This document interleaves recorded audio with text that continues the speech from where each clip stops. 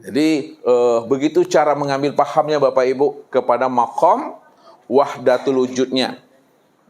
Ya, maqam wahdatul wujud itu hanya dia satu-satunya dan tidak ada diri yang lain selain daripada dirinya. Pegang itu Bapak Ibu dengan iman, megang itu. Jangan bergeser juga lagi. Nah, kalau bergeser jatuh dia kepada syirik.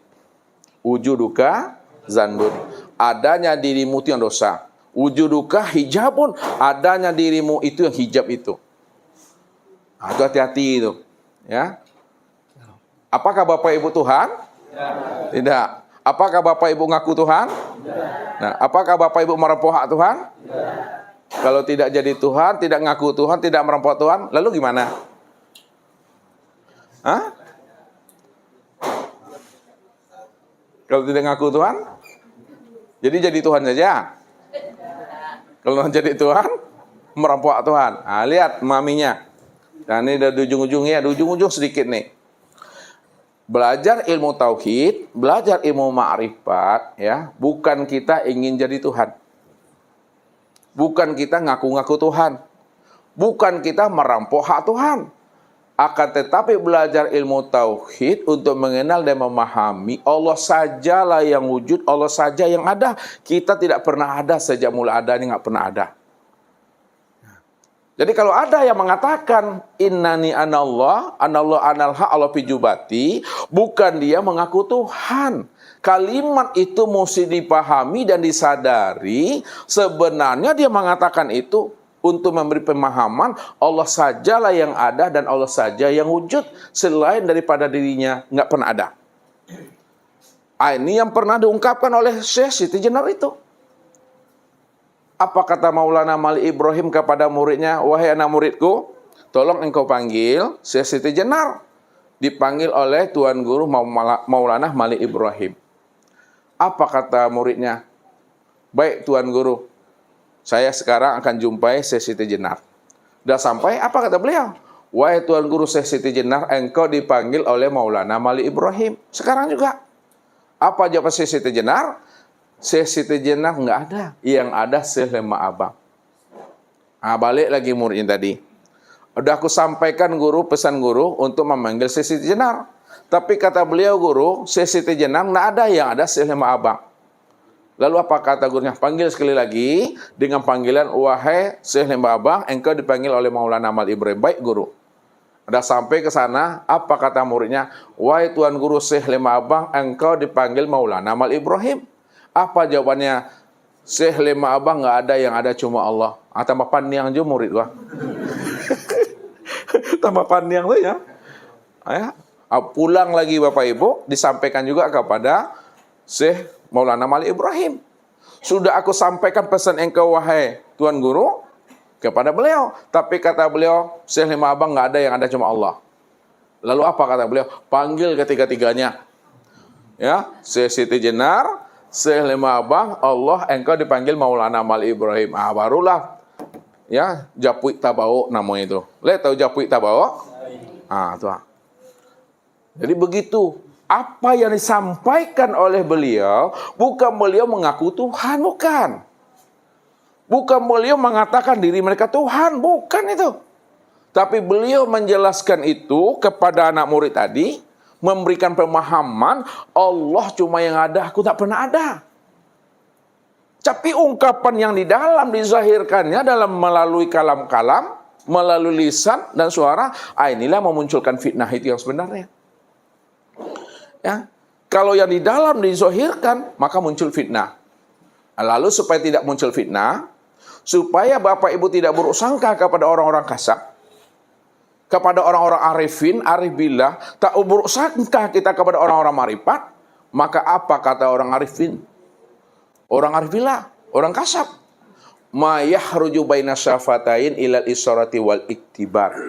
Apa yang keluar dari dua lisan ini, dua bibir ini, hanyalah menunjukkan isyarat dan iktibar saja. Jangan hanya sekedar menyimak suara yang keluar dari lisannya. Jangan hanya sebatas mendengar kata-kata yang keluar dari dua bibirnya. Tapi pahamilah makna yang tersirat di balik kata-kata yang dimaksudkan itu. Itu maksud Ustaz tadi itu. Sebab apa? Menceritakan zat, bagaimana Bapak Ibu kan mungkin menceritakannya. Yang di dalam nih sulit untuk mengutarakannya Bapak Ibu. Kalau sulit mengutarakan apa yang di dalam, maka apa yang keluar dari kata-kata ini, ambillah makna yang tersirat di balik kata-kata itu. Ambil maknanya yang tersirat di balik apa yang disampaikan itu maksudnya. Jadi jangan dimakan mentah-mentah atau ditelan mentah-mentah. Diino-inoi kata Ustaz, diraso-rasoi. Lihat tahu dino-inoi itu Pak Azam, mana Pak Azmannya? Dino-inoi tahu? Apa tuh?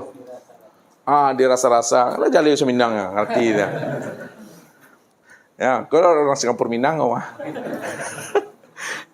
Dirasa-rasa dino-inoi itu dengan rasa ngambilnya itu. Enggak bisa dengan logika. Kalau ngambil logika ya salah Bapak Ibu. Bahasa fana aja lah dulu. Fana apa artinya? Fana apa artinya? Fana, lebur. Ini salah nih menteri. Lihat.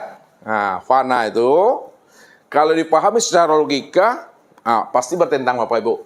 Ini baskom, isi air, ya, diisi air. Kemudian ini batu es. Lalu batu es ini masukkan ke dalam baskom yang berisi air ini. Tunggulah 1 jam, ya. Bagaimana keadaan batu es itu? Mana yang batu es, mana yang air? Bisa bedakannya? Tidak bisa. Ini yang salah dalam memahami ilmu ini. Dia ambilnya secara logika, salah. Dia memahami fana itu seperti itu, bukan seperti itu.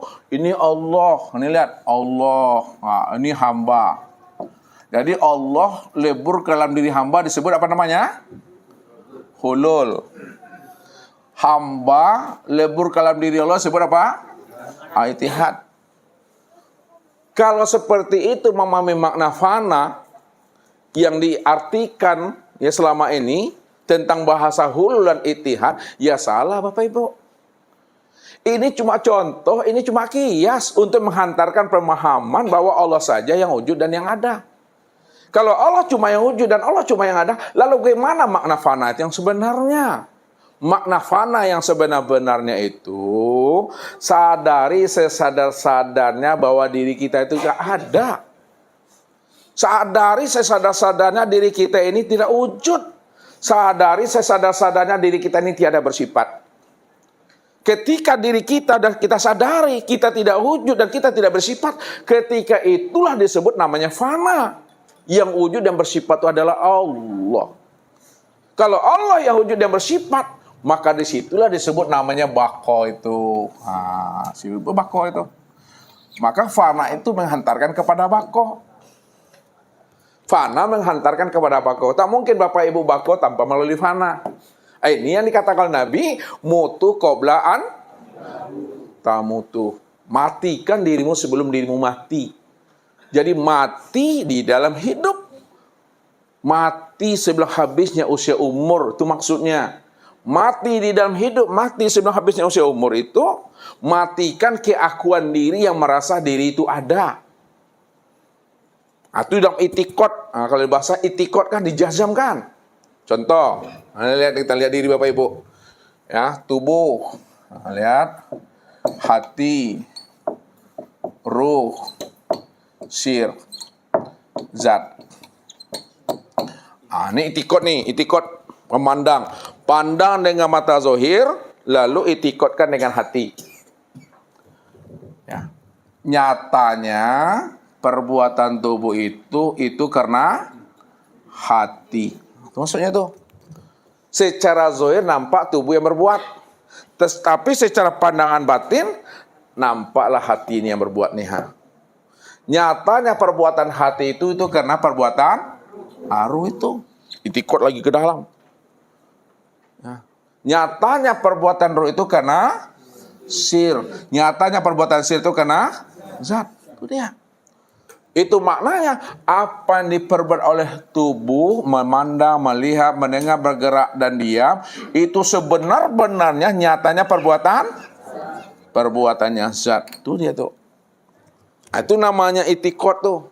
Dimatikan dia. Hancurkan tubuh, nyatakan hati. Hancurkan hati, nyatakan ruh. Hancurkan ruh, nyatakan sir. Hancurkan sir, nyatakan zat. Itu bahasa hancur. Ya, hancurkan itu hapus.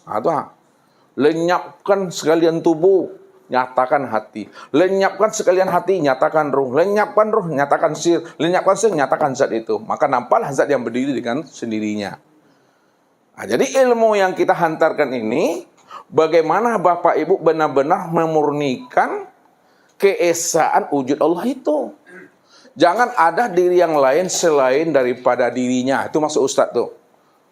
Ya, karena Allah katakan, innani anallah, la ilaha illah ana, la ilaha illallah, la maujud illallah. Sesungguhnya aku ini Tuhan bernama Allah, tidak ada yang wujud melainkan aku. Ya, karena yang wujud dan yang ada itu adalah aku, itu Tuhan. Nah, kalau dia yang wujud dan dia yang ada, maka yang berkata itu siapa? Yang melihat, nah itu. Yang berdiri duduk itu dia. Diam aja lagi di situ. Ya, inilah namanya kaji yang sudah dibolak-balik, namanya sudah dikoyak-koyak, ada dicabik-cabik namanya itu. Lah sampai ke landasan kita ngomong Bapak Ibu. Hendak juga Bapak Ibu paham mengerti, capek aku. Rabab, jangan nyampe sudah tuh leh. Ini saja Bapak Ibu, ya. Udah lihat atau belum? Udah nyata Allah atau belum? Alhamdulillah. Jadi yang di dalam pergantian tahun ini mudah-mudahan Bapak Ibu sudah menyaksikan Allah di akhir tahun ini. Amin. Alhamdulillah. Ya, kalau udah sampai takdirnya kok mati leh. Itu saja bisa saya sampaikan. Ya, sekarang kita lanjutkan dengan muzakarah dan sebagainya. Billahi taufiq wal hidayah. Wassalamualaikum warahmatullahi wabarakatuh.